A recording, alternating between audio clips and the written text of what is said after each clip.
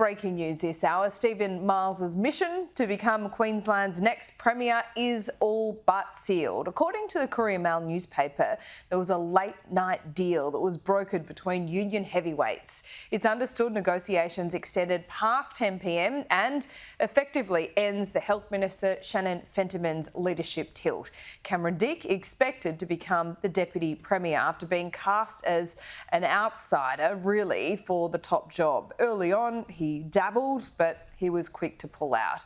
Live to our Brisbane Bureau Chief, Adam Walters. Now, Adam, are we surprised?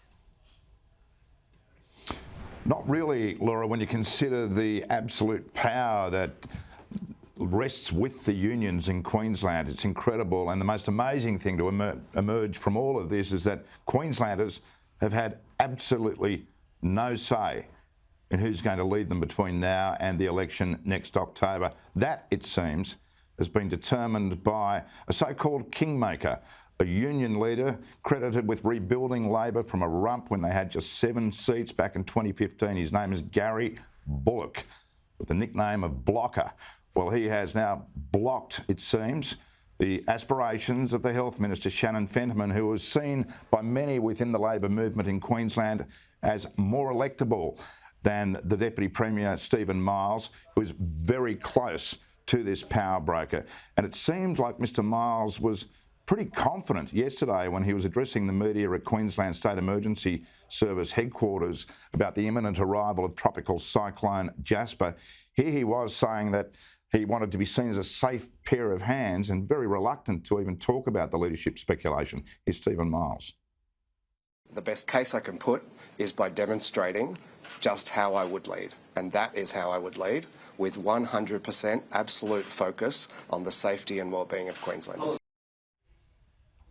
Now, Laura, it's believed the Stephen Miles camp was spooked when Shannon Fentiman announced just 2 hours after that media conference that she would be contesting the leadership in answering a call from Anastasia Palaszczuk for renewal. Now, during that address to the media, which sounded more like a full-blown campaign speech, she claimed to have significant support. Those 2 words apparently prompted those crisis talks that went well into the night to secure the deal between the United Workers' Union and the Australian Workers' Union to ensure that Mr Miles would be leading Labor to the next election, despite misgivings about his capacity as a communicator and damage he may have suffered along the way, especially when he was Health Minister during COVID.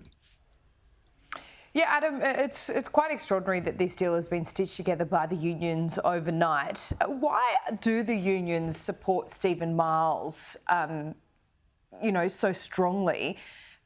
Is it just a legacy thing? Is he a union man himself? Or do they really think he can win the next election?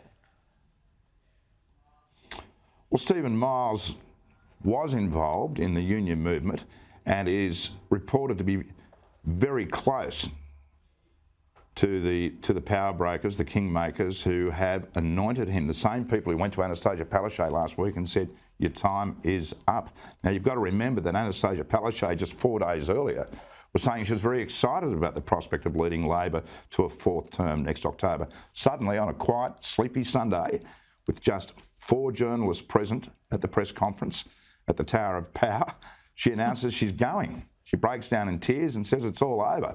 So that just goes to show how strong Gary Bullock is in terms of how he determines the direction of this state. He's a relatively faceless man. He goes out of his way to keep a low profile. There's a few photos of him about, but Queenslanders would be hard-pressed to identify him in a street poll.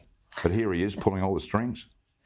Yeah, absolutely. I would find it hard, actually. Adam, thanks so much. Breaking news this morning. It's going to be, or has been, quite an interesting week. Still a little bit more fun to come for you. We'll check in soon.